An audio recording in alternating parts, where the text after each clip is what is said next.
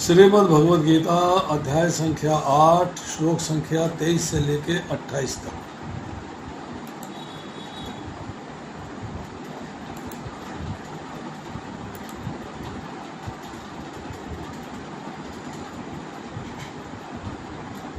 आज श्रीमद् भगवद गीता का 8वें अध्याय का अंतिम प्रकरण है। 8वें अध्याय में श्लोक संख्या 23 से लेकर श्लोक संख्या 28 तक करेंगे। इसमें जो 23 से लेकर 26 तक के श्लोक हैं वो हैं ज्ञान योगी के लिए, कर्म योगी के लिए और अष्टांग योगी के लिए। और जो श्लोक आपके 27वें और 28वें में है वो है भक्ति योगी के लिए। तो अभी हम 23वां श्लोक पढ़ते हैं। यत्र काले तु आवृत्तं च एव योगिनः प्रयाता यान्ति तं कालं वक्ष्यामि भरतर्षभ। हे भरतश्रेष्ठ, अब मैं तुम्हें उन विभिन्न कालों को बताऊंगा जिनमें इस संसार में प्रयाण करने के बाद योगी पुनः आता है अथवा नहीं आता है। 22वें श्लोक में चर्चा हुई थी कि भगवान जो सबसे महान है अनन्य भक्ति के द्वारा ही प्राप्त किए जा सकते हैं। यद्यपि वे अपने धाम में विराजमान रहते हैं तो भी वे सर्वव्यापी हैं और सब कुछ उनमें स्थित है। 21वें श्लोक में चर्चा हुई थी जिसे वेदांती अप्रकट तथा विनाशी बताते हैं, जो परम गंतव्य है, जिसे प्राप्त कर लेने पर कोई वापस नहीं आता, वही मेरा परम धाम है। तो भगवान ने यहाँ पे परम धाम की चर्चा करी। फिर उसके बाद अब चर्चा कर रहे हैं, ये बता रहे हैं भाई कौन मेरे धाम में जाता है, उसकी चर्चा होगी 27वें 28वें श्लोक में। और अभी चर्चा हो रही है योगी के बारे में, जो अष्टांग योगी है, कर्म योगी है, भक्ति योगी है, परंतु भगवान से जुड़ा हुआ है। अब उसमें बताया है कि जो डिफरेंट टाइम्स हैं, अलग अलग काल हैं, अलग अलग समय हैं, उसमें जो है अलग अलग समय पे योगी इस संसार में प्रयाण करता है, अपना शरीर छोड़ता है, तो उसकी गति क्या होती है, वो कहाँ जाता है। तो इसके तात्पर्य में प्रभुपाद क्या लिखते हैं, शॉर्ट में उसे करते हैं कि परमेश्वर के अनन्य अर्थात पूर्ण शरणागत भक्तों को इसकी चिंता नहीं रहती कि वे कब और किस तरह शरीर त्यागेंगे। वे सब कुछ कृष्ण पर छोड़ देते हैं, इस तरह सरलता पूर्वक प्रसन्नता सहित भगवत धाम को जाते हैं। किंतु जो अनन्य भक्त नहीं है, अर्थात कर्मयोग, ज्ञान योग, हठ योग, जैसे मैंने पहले चर्चा करी, जैसी आत्म साक्षात्कार विधियों पर आश्रित रहते हैं, उन्हें उपयुक्त समय में शरीर त्यागना होता है। मतलब दे हैव टू प्लान कि when do they leave this body, कि इस शरीर को वो कब छोड़ेंगे जिससे कि वो लौट कर इस संसार में ना आ सके, भगवान के धाम में जा सके। परंतु अगर वो प्लानिंग नहीं होती है, वो सफलता नहीं मिलती है, तो उन्हें लौट कर इस संसार में आना पड़ता है। अब देखिए, यदि योगी सिद्ध होता है, एक साधक हमने चर्चा करी पहले, एक सिद्ध की चर्चा कर रहे हैं। साधक है जिसमें कि डिज़ायर्स अभी एग्जिस्ट कर रही है, सिद्ध है जिसमें डिज़ायर्स नहीं है। अगर योगी सिद्ध होता है तो जगत में शरीर छोड़ने का समय तथा स्थान चुन सकता है। एक्सपर्ट है, वो चूज कर सकता है कि मुझे किस जगह पे शरीर छोड़ना है और किस टाइम पे शरीर छोड़ना है। अब अगर वो एक्सपर्ट नहीं है, अभी साधक की स्थिति में है, तो उसकी सफलता, वो सक्सेसफुल होगा या नहीं होगा, इस पर डिपेंड करती है शरीर के त्यागने के संयोग पे। कि समय और शरीर के त्यागने का संयोग अगर ठीक हो जाता है तब तो लौट कर संसार में नहीं आएगा, नहीं तो उसको लौट कर आना है। अब आती है हमारे पास श्लोक संख्या 24। अग्नि ज्योति अह शुक्ल षट्मासा उत्तरायणम तत्र प्रयाता गच्छन्ति ब्रह्म ब्रह्म विदः जना। जो परम ब्रह्म के ज्ञाता हैं वे अग्निदेव के प्रभाव में, प्रकाश में, दिन के शुभ लक्षण में, शुक्ल पक्ष में, या जब सूर्य उत्तरायण रहता है उन 6 मासों में इस शरीर का त्याग करने पर उस परम ब्रह्म को प्राप्त करते हैं। यहाँ पर प्रभुपाद जी बड़ी सुंदर बात लिख रहे हैं कि जब अग्नि, प्रकाश, दिन तथा पक्ष का उल्लेख रहता है तो ये समझना चाहिए इन सबों के अधिष्ठाता देवता होते हैं जो आत्मा की यात्रा की व्यवस्था करते हैं, जो आत्मा की यात्रा की व्यवस्था करते हैं। मृत्यु के समय मन मनुष्य को नवीन जीवन मार्ग पर ले जाता है। योग में सिद्ध योगी अपने शरीर को त्यागने का समय तथा स्थान की व्यवस्था कर सकता है, पर अन्यों का इस पर कोई वश नहीं होता है।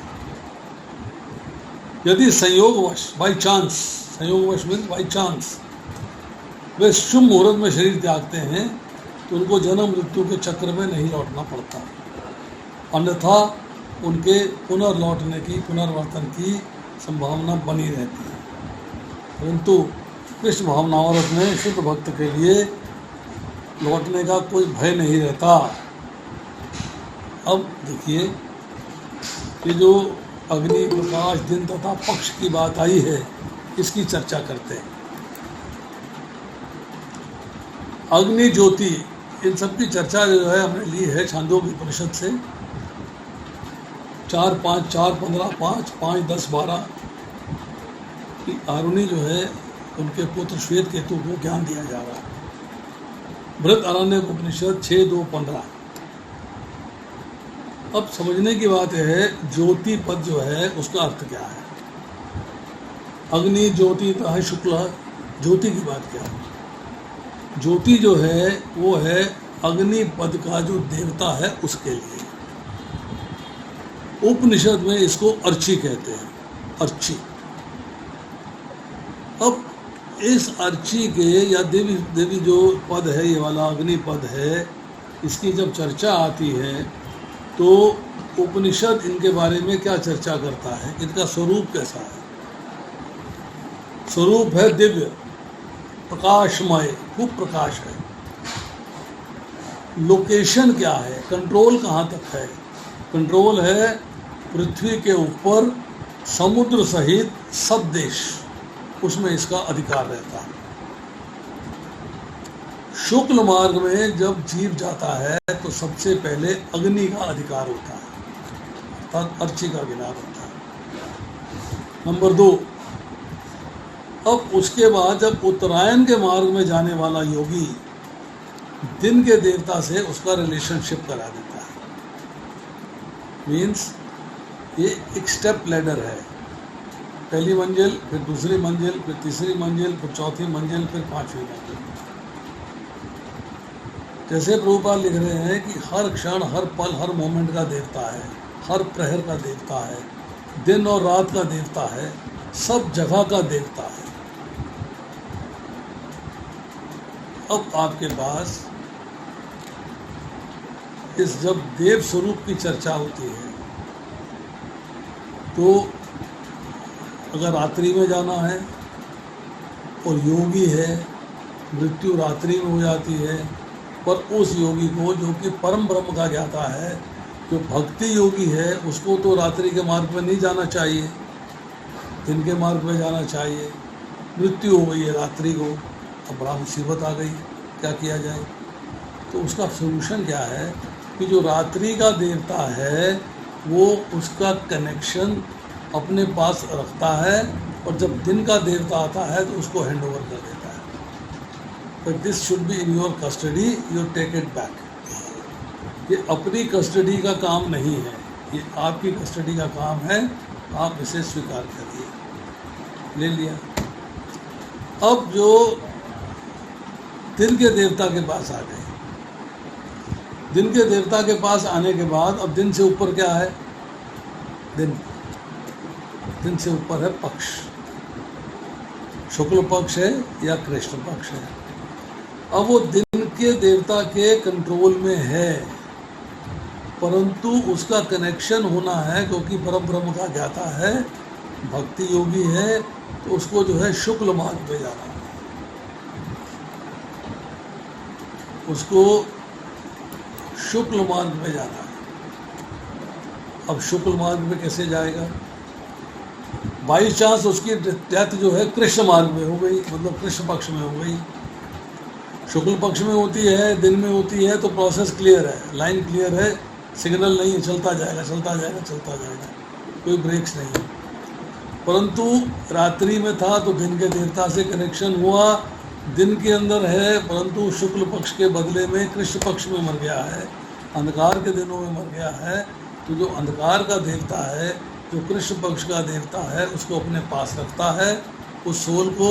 और जब शुक्ल पक्ष का देवता जो है आ जाता है, शुक्ल पक्ष आ जाता है, तो शुक्ल पक्ष को हैंड ओवर कर देता है और वो शुक्ल पक्ष के पास पहुँच गया। तो शुक्ल पक्ष का जो देवता है उसका स्वरूप अधिक प्रकाशमय है, वो दिन के देवता से भी अधिक प्रकाशमय है, और पृथ्वी लोक की सीमा से लेके अंतरिक्ष तक उसका कनेक्शन है। 15 दिन का उसका पीरियड है शुक्ल पक्ष का। अब 15 दिन के पीरियड के बाद अगर वो शुक्ल पक्ष में है और पर मर गया दक्षिणायन में, दक्षिणायन में मतलब 6 महीने जब सूर्य जो है वो दक्षिण दिशा में चलता है, दक्षिण के रास्ता ट्रैवर्स करता है, उत्तरायण नहीं। अब उसकी मृत्यु जो है दक्षिणायन में हो गई है। अब उसको परम ब्रह्म के ज्ञाता को, उसको जो भक्ति योगी है, चलना चाहिए उत्तरायण के मार्ग पे भगवान के धाम जाने के लिए। परंतु बाई चांस संयोगवश मर गया है दक्षिणायन में, तो क्या होगा कि दक्षिणायन का देवता उसे अपने कंट्रोल में रखता है कब तक, जब तक उत्तरायण का देवता नहीं आ जाता। जब उत्तरायण आ जाएगा, जब दक्षिणायन का देवता उसे उत्तरायण को हैंड ओवर कर देगा। अब उत्तरायण को हैंड ओवर हो गया। अब उत्तरायण के देवता की पोजीशन क्या है? उसका कंट्रोल है अंतरिक्ष के लोगों से ऊपर के लोग। इसका एक दिन जो है 6 महीने के बराबर, उन लोगों का एक दिन 6 महीने के बराबर होता है। अब उसके बाद उत्तरायण के देवता ने हैंड ओवर करना है संवत्सर के देवता को, अर्थात वर्ष के देवता को, तो उसे हैंड ओवर कर देता है। वो उसको फिर हैंड ओवर करता है उस जीव को वायु के देवता को, डेटी ऑफ एयर। वायु के देवता हैंड ओवर करते हैं सूर्य लोक के देवता को, सूर्य लोक के देवता हैंड ओवर करते हैं चंद्र लोक के देवता को, चंद्र लोक के देवता हैंड ओवर करते हैं और पानी के देवता को, इंद्र देवता को, ब्रह्मा जी को, फिर विद्युत के देवता को, अल्टीमेटली भगवान के धाम चला जाता है। It goes back to God. ये पूरा प्रोसेस है परम ब्रह्म के ज्ञाता के लिए। अब उसके पुत्रों ने चाहे क्रीमेशन राइट्स किए हैं चाहे नहीं किए हैं, चाहे उसके बाद और दैविक क्रिया जो कर्मकांड किया जाता है किया है या नहीं किया है, उसको सीधा धाम जाना है। वो उसी बात पे चलता है अनइंटरप्टेड, बिकॉज अनइंटरप्टेड वर्शिप की है। तो अनन्य चेता, अनन्य भाव से भगवान का चिंतन किया है, अनन्य भाव से भगवान की सेवा करी है, अनइंटरप्टेड वर्शिप किया है, तो अनइंटरप्टेड पाथ मिलता है। सब एक दूसरे को हैंड ओवर करते जाते हैं, एक दूसरे के आगे चलते जाते हैं, फिर वो लौट कर इस संसार में नहीं आता, तब उसे सीधा जो है भगवान के धाम चले जाना। अब करते हैं श्लोक संख्या 25। धूमरात्रि तथा कृष्ण षट्मासा दक्षिणायनम तत्र चांद्रमासम ज्योति योगी प्राप्त निवर्तते। जो योगी धुएं रात्रि कृष्ण पक्ष में या सूर्य के दक्षिणायन रहने पर 6 महीनों में दिवंगत होता है, वह चंद्रलोक को जाता है, किंतु वहाँ से पुनः पृथ्वी पर चला आता है। भागवत के 33 स्कंध में कपिल मुनि उल्लेख करते हैं, जो लोग कर्मकांड या यज्ञ गान में निपुण हैं तो मृत्यु प्राप्त होने पर चंद्रलोक को जाते हैं। ये महान आत्माएं चंद्रमा पर 10,000 वर्षों तक रहती हैं और सोमरस का पान करते हुए जीवन के आनंद को भोगती हैं। अंतर्गोत्वा पृथ्वी पर लौट आती हैं। इसका अर्थ ये हुआ कि चंद्रमा में उच्च श्रेणी के प्राणी होते हैं, भले ही हम अपनी स्थूल इंद्रियों से उन्हें न देख पाए, कि हमें जो है 25वें श्लोक में क्या चर्चा मिलती है। व्यक्ति के अंदर उद्देश्य है भगवत प्राप्ति की, परंतु कहीं ना कहीं विचलित हो गया है, परफेक्ट नहीं हो पाया है, परफेक्शन नहीं आई है। सुख भोग की सूक्ष्म कामना वासना अभी मिटी नहीं है, वो रह रही है, तो ब्रह्मलोक तक जाएगा। अगर ब्रह्मलोक में प्रवास करने के बाद उसकी वासना मिट जाती है तो भक्ति लोक चला जाएगा। और अगर वो नहीं होता है, सांसारिक सुख भोग की कामना वहाँ जाकर भी नहीं मिटी है, योग से विचलित हो रहा है, तो स्वर्ग आदि योगों में आ जाएगा, वहाँ भोग भोगेगा और या शुद्ध श्रीमान के घर में जन्म लेगा, साधना करेगा, फिर मुक्त हो जाएगा। या उसके अंदर ना तो भोगों की कामना है, ना भोगों की वासना है, ना ब्रह्मलोक के भोगों की वासना है, बट अंतकाल में बाई चांस ध्यान से विचलित हो गया तो योगियों के कुल में जन्म लेगा, तो वो योगियों के कुल में जन्म लेगा। अब देखिए, बृहदारण्यक उपनिषद अध्याय संख्या 6, ब्राह्मण संख्या 2, श्लोक संख्या 16, छांदोग्य उपनिषद अध्याय संख्या 5, खंड संख्या 10, श्लोक संख्या 3 और 4, फिर 5, 10, 6 और 7। ये सकाम कर्म के योगी के लिए चर्चा हो रही है, जो कर्मकांडी है, जो कि तपस्या करता है, यज्ञ करता है, जो कर्म योग के मार्ग में चलता है, परंतु अपने फायदे के लिए, मतलब कामना युक्त कार्य के साथ भगवान की सेवा करता है, पुण्य का कार्य करता है, दान देता है, दक्षिणा देता है, चैरिटीज करता है, उस स्वर्ग लोक तक जाता है। अब यहाँ उसकी थोड़ी सी चर्चा हो रही है। क्या हो रही है? धूम, धूम का अर्थ है अंधकार का देवता, स्वरूप अंधकार में है, पृथ्वी के ऊपर समुद्र सहित देश में अधिकार है। जैसे उसका अधिकार था वहाँ पे अर्ची का, ऐसे इसका भी अधिकार वहाँ है। वो उसके ऊपर है रात्रि का देवता, पृथ्वी लोक की सीमा तक अधिकार है, स्वरूप अंधकार में है। ये पितृलोक पे जाने का रास्ता है, पितृयान तक जाने का रास्ता है। अब उसके बाद है कृष्ण पक्ष। कृष्ण पक्ष का देवता स्वरूप अंधकार में है, पृथ्वी मंडल की सीमा के बाहर है, अंतरिक्ष लोक में है। फिर है षट मासा दक्षिणायनम, अर्थात दक्षिणायन का देवता है, स्वरूप अंधकार में है, अंतरिक्ष के ऊपर के लोक हैं, उनका 6 महीना हमारे 6 महीने उनके 1 दिन के बराबर है। फिर पितृलोक के देवता हैं, वो डिफरेंट है, अंतरिक्ष का पितृलोक अलग है और दूसरा पितृलोक अलग है। फिर आकाश के देवता हैं। फिर चंद्रमा चंद्रलोक के देवता हैं, जो सूर्यलोक से ऊपर है, स्वरूप शीतल है, प्रकाशमय है, उसको ज्योति भी कहा जाता है। चंद्रमा की ज्योति को प्राप्त होने का मतलब है वैसा ही स्वरूप प्राप्त हो जाना। अब जब जीव ऊपर जो है चंद्रमा से जब लौटता है तो उसे जो है एक प्रोसेस अडॉप्ट करना होता है कि पहले जो है उसको देवगण भक्षण करते हैं, स्वर्गादि सुख भोगता, मतलब देवताओं के लोक में जो स्वर्गाधिक सुख हैं उनको भक्षण करता है, अर्थात उन्हें भोगता है, उन्हें प्राप्त करता है। और स्वर्ग लोकों में जो कि चंद्रलोक के निकट है वहाँ पर सुख भोगता है। फिर जब कर्म क्षीण हो जाते हैं तो फॉल डाउन होता है हेवनली प्लैनेट से, चंद्रलोक से आकाश को आता है, आकाश से वायु रूप धारण करता है, वायु रूप से अंधकार के रूप में, धूम के आकार में, फिर बादल मेघ के अंदर, फिर वृष्टि वर्षा के अंदर, फिर अन्न में आता है, फिर वीर्य में आता है, स्त्री में सींचा जाता है, फिर कर्मानुसार योनि ग्रहण करता है। अब यहाँ जो हमने पहले चर्चा करी थी उसको रिवर्स करते हैं। रिवर्सल क्या है वो समझिए।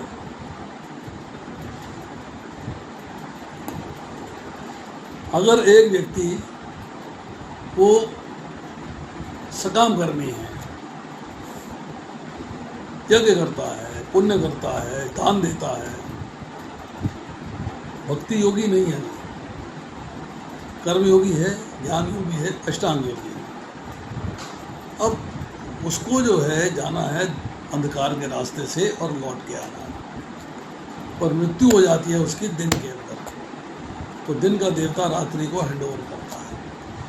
मृत्यु हो जाती है उसकी शुक्ल पक्ष में, तो शुक्ल पक्ष का देवता कृष्ण पक्ष के देवता को हैंड ओवर करता है। फिर मृत्यु हो जाती है उत्तरायण में, उत्तरायण का देवता दक्षिणायन के देवता को हैंड ओवर करता है। इसलिए जो है गिव एंड टेक का काम चलता रहता है, हैंडिंग ओवर होती रहती है और वो अपने प्रोसेस में चलता रहता है। अब उसको जो है अपने रास्ते में जाना है और लौट कर इस संसार में आना है। अब आती है श्लोक संख्या 26। शुक्ल कृष्णे गति एते जगत शाश्वते मते एकया याति अनावृतम अनन्या आवृतते पुनः। वैदिक मतानुसार इस संसार में प्रयाण करने के दो मार्ग हैं, एक प्रकार शुक्ल पक्ष का, दूसरा अंधकार कृष्ण पक्ष का। जब मनुष्य शुक्ल मार्ग से जाता है तो वापस नहीं आता, किंतु कृष्ण मार्ग से जाने वाला पुनः लौट कर आता है। मतलब जो चर्चा हमने अभी करी उसी को इसी श्लोक में फिर एक्सप्लेन किया गया है कि जो शुक्ल पक्ष के रास्ते जाता है, प्रकाश के रास्ते जाता है, परम ब्रह्म का जाता है, वो लौट कर नहीं आता। परंतु जो अंधकार के रास्ते जाता है, कृष्ण पक्ष के रास्ते जाता है, वो पुनः लौट कर आता है। अब देखिए,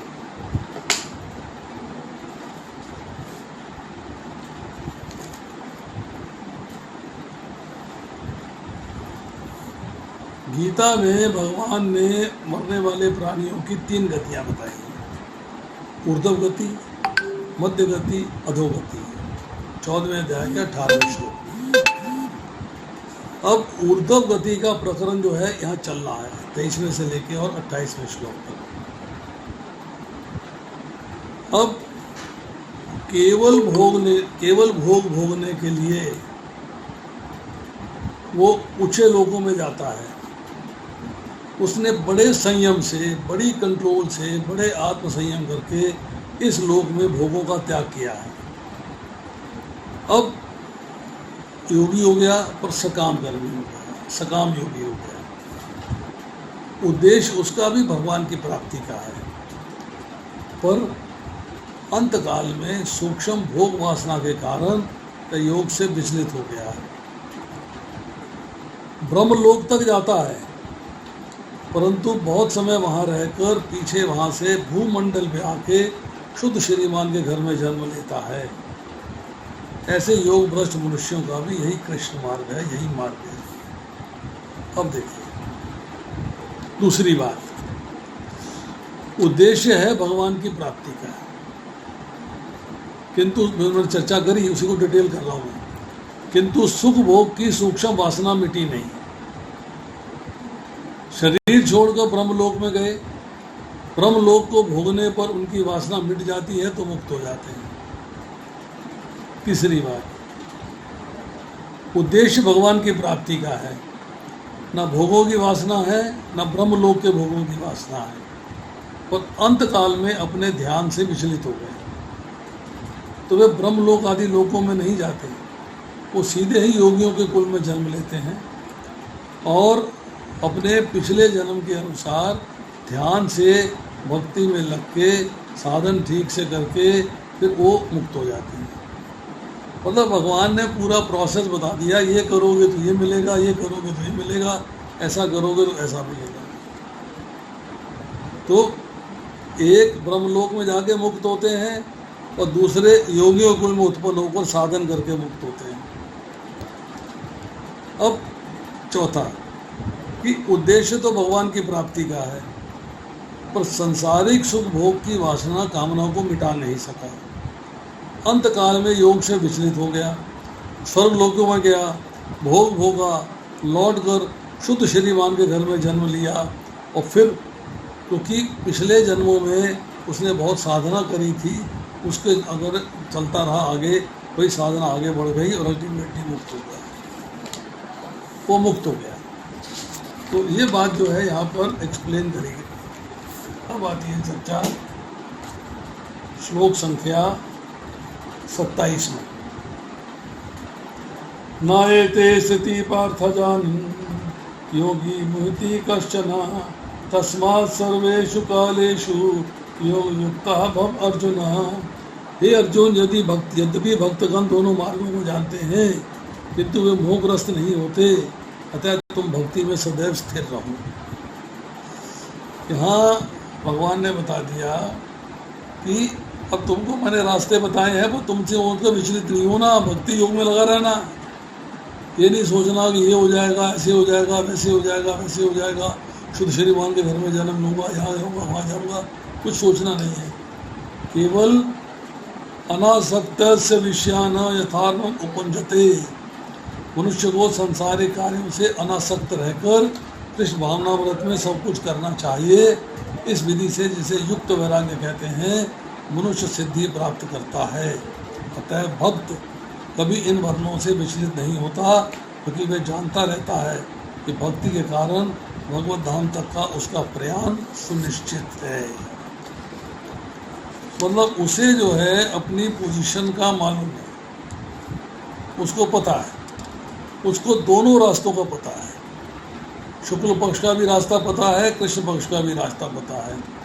बट वो कह रहे हैं कि मेरा जो भक्त है, जो भक्ति योग से मुझसे जुड़ा हुआ है, वो कभी बेविल्डर्ड नहीं होता, कभी विचलित नहीं होता, कभी भटकता नहीं है, अटल रहता है विश्वास में, टिका रहता है विश्वास के अंदर, और उसमें जो है बुद्धि का प्रयोग करता है, अर्थात sense and art of discrimination use करता है कि मुझे कहाँ जाना है और कहाँ नहीं जाना है। अब आती है श्लोक संख्या 28।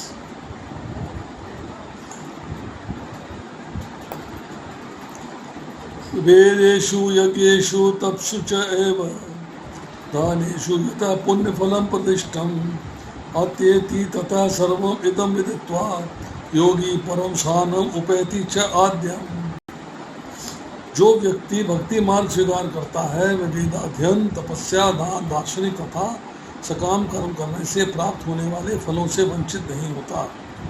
वे मात्र भक्ति संपन्न करके इन समस्त फलों की प्राप्ति करता है और अंत में परम नित्य धाम को प्राप्त होता है। कहते हैं कि आपको भक्ति मार्ग को स्वीकार करना है। पहली बात, फर्स्ट एंड फॉरमोस्ट थिंग, कि आपको भक्ति मार्ग को स्वीकार करना है। कर लिया, वेदों का अध्ययन किया, कर लिया, तपस्या कर ली, दान दे दिया, और सकाम कर्म से प्राप्त होने वाले इन फलों से वंचित नहीं, तो होते ही रहेंगे, मिलते ही रहेंगे, उसकी मुझे क्या परवाह करनी है, आई एम नॉट इंटरेस्टेड, मेरा उसमें कोई इंटरेस्ट नहीं है। और वो भक्ति प्राप्त करके भक्ति कार्य में जाके इन सारे फलों की प्राप्ति करता है और अंत में मेरे परम नित्य धाम को प्राप्त होता है। अब प्रभुपाद जी इसके परपट में क्या लिखते हैं कि इस प्रकार मनुष्य ब्रह्मचर्य, गृहस्थ, वानप्रस्थ तथा संन्यास आश्रमों का पालन करते हुए जीवन की सिद्धावस्था को प्राप्त होता है, स्टेप लैडर फैशन में। 1, 2, 3 and 4 ultimately become सिद्ध। सिद्ध means perfect in Krishna consciousness. तब जो जिस स्टेप पे होता है, जिस पोजीशन पे होता है, जो उसकी जो है जहाँ तक उसने अपनी पहुँच रख ली है, और मृत्यु समय पे हो जाती है, तो कुछ लोग तो स्वर्गलोक चले जाते हैं, और अधिक उन्नति करते हैं तो उच्च लोगों को जाते हैं, अधिक उन्नति करते हैं तो निर्विशेष ब्रह्म ज्योति को जाते हैं, अधिक उन्नति करते हैं तो वैकुंठ लोक को जाते हैं, अधिक उन्नति करते हैं तो कृष्ण लोक को जाते हैं। और वैदिक ग्रंथों में इसी मार्ग की रूपरेखा हुई है। इसी के बारे में जो है ये भगवान ने 6 श्लोकों में चर्चा की थी। अब रूपा जी लिखते हैं, श्री कृष्ण भावनामृत की विशेषता ये है कि मनुष्य एक ही झटके में भक्ति करने के कारण मनुष्य जीवन के विभिन्न आश्रमों के अनुष्ठानों को पार कर जाता है। अगर वो व्यक्ति भक्ति में लग गया है, फिर उन स्टेप लैडर्स की पोजीशन की जरूरत नहीं है, क्योंकि भक्ति में ही आगे बढ़ता चला जाएगा और सारे सोपान पार कर जाएगा। अब रूपा जी यहाँ लिखते हैं कि 7वें अध्याय से लेके 12वें अध्याय तक गीता के सार रूप हैं। प्रथम 6 अध्याय तथा अंतिम 6 अध्याय इन मध्यवर्ती 6 अध्यायों के आवरण मात्र हैं, इसकी सुरक्षा भगवान करते हैं। यदि कोई गीता के इन 6 अध्यायों को भक्त की संगति में भली भांति समझ लेता है तो उसका जीवन समस्त तपस्याओं, यज्ञों, दानों, चिंतनों को पार करके महिमा मंडित हो उठेगा, क्योंकि केवल कृष्ण भावना के द्वारा उसे इतने कर्मों का फल प्राप्त हो जाता है। और 28वें श्लोक में कहते हैं कि जिस व्यक्ति ने भक्ति के मार्ग को स्वीकार कर लिया है, मुख्य बात यही है, वो सारे रिजल्ट्स को, सारे जो उसके पहले के अनुष्ठान हैं उनको पार कर जाता है। वो अनुष्ठान जो वेदों में वर्णित हैं, चाहे वो यज्ञ करना है, चाहे वो दान देना है, चाहे वो तपस्या करना है, चाहे वो ऑस्टेरिटी करनी है, कुछ भी करना है, ही अटेन्स स्पिरिचुअल इटर्नल पीस। अब यहाँ जो है 8वें अध्याय के 28वें श्लोक की थोड़ी सी एक समरी कर लेते हैं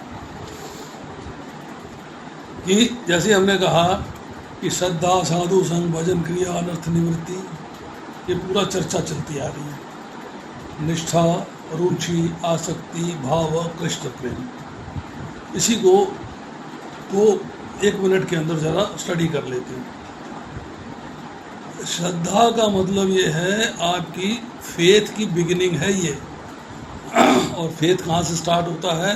जैसे कि यहाँ चर्चा हो रही है भगवद गीता की, तो भगवद गीता में उसकी श्रद्धा होनी स्टार्टिंग पॉइंट है, साधु में श्रद्धा होनी स्टार्टिंग पॉइंट है, भक्तों के संग में श्रद्धा होनी स्टार्टिंग पॉइंट है, भागवत में श्रद्धा होनी स्टार्टिंग पॉइंट है।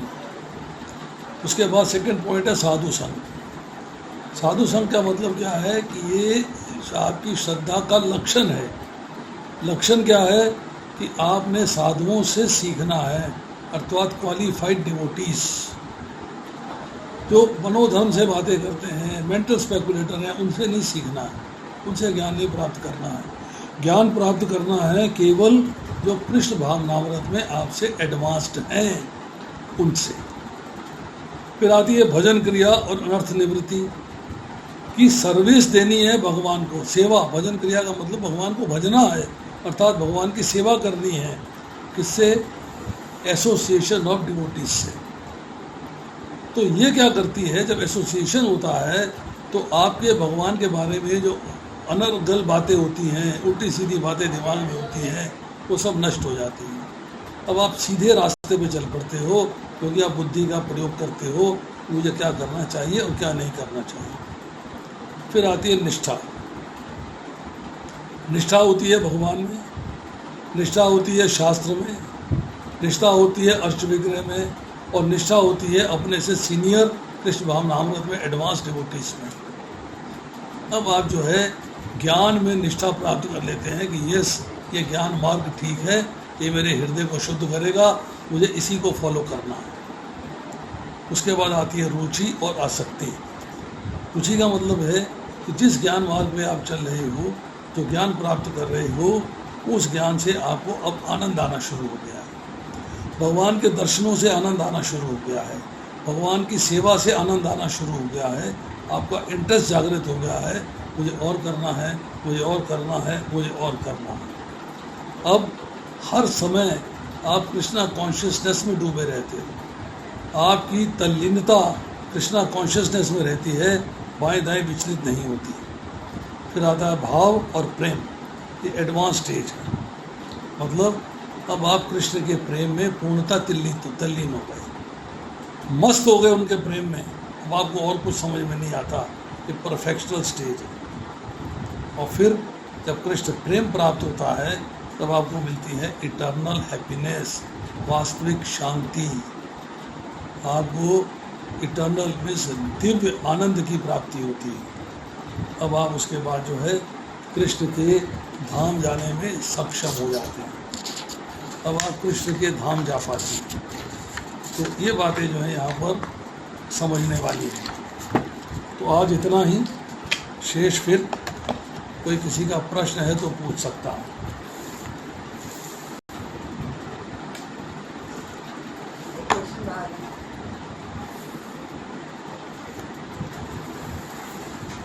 इसमें अभी किसी का भी माता जी प्रश्न करेंगे तो ये आएंगे। बताइए किसका प्रश्न है? मंजू जी प्रश्न करिए अपना। हरे कृष्ण प्रभु जी, दंडवत बना।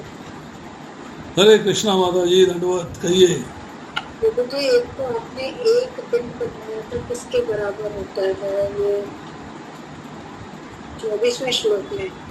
हाँ, जब उत्तरायण और दक्षिणायन के बारे में बता रहे थे ना, तो एक दिन बराबर किसके होता है? और आपने जो लोक बताया, वायु लोक, सूर्य लोक, चंद्र लोक, उसके बाद इंद्र लोक, उसके बाद वो आपको मैंने बताया था 25वें श्लोक के अंदर, ना कि 24वें श्लोक में।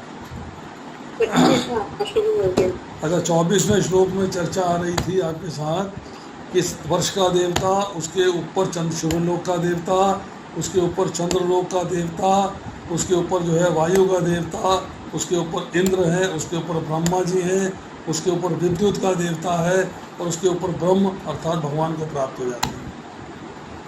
ये सब प्रोसेस चलता है, सबको सरपास करते चले जाते हैं, सबको ऊपर चढ़ते चले जाते हैं।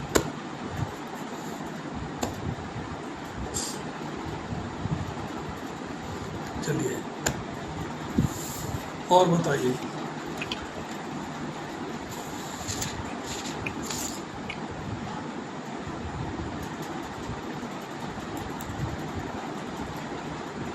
और कोई प्रश्न? प्रभु जी, मैंने आपके ना YouTube 8वें चैप्टर की वो देखी, माता जी ने पूरा एक्सप्लेन किया हुआ था, बहुत पुरानी थी। मुझे मिल गई, अब समझ में आया 17वें श्लोक से जो 22वें श्लोक तक था ना। YouTube में आपने देखा, क्या लगा आपको? प्रभु जी, मैडम ने